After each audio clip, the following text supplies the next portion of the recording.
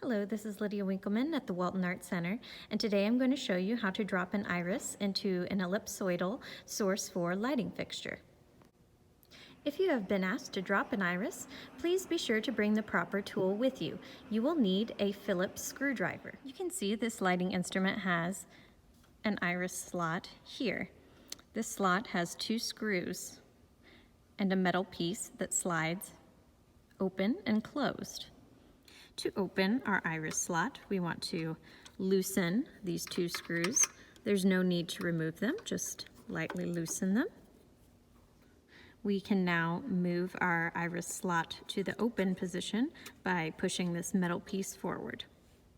There are 2 sides to our iris. There is the back side, which has a flat metal piece, and it faces the back of the lighting instrument and faces us.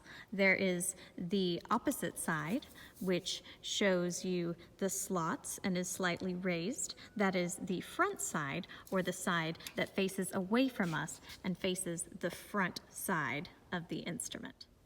So now that we understand the proper orientation of the iris, we're going to drop it into our Source 4 here.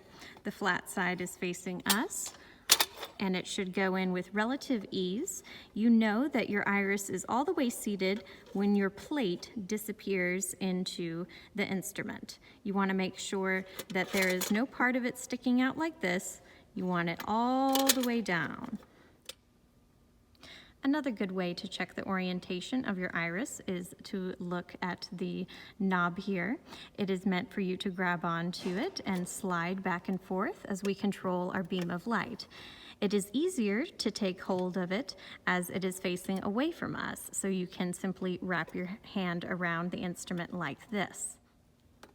If you are having trouble getting your iris into the slot, there is a simple solution for this. It is typically because the barrel of the instrument is pushed all the way in. To fix this, we simply want to adjust our barrel knob here and push the barrel out away from the light a little bit, so that way it'll give us access to that slot. As you can see, now that we have run the barrel further out of the instrument, there is much more light emitting out of that iris slot. Now we can drop our iris all the way into that slot.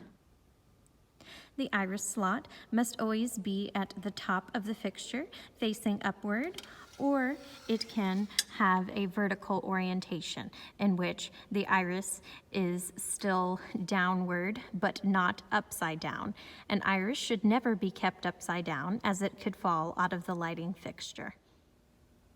Now that we've inserted our iris, we want to gently push back this slot cover, not so much to impede the handle, but just enough to cover that light spill and ensure that our iris will not easily fall out.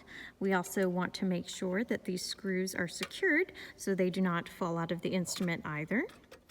And now we are ready to focus and manually control our beam of light.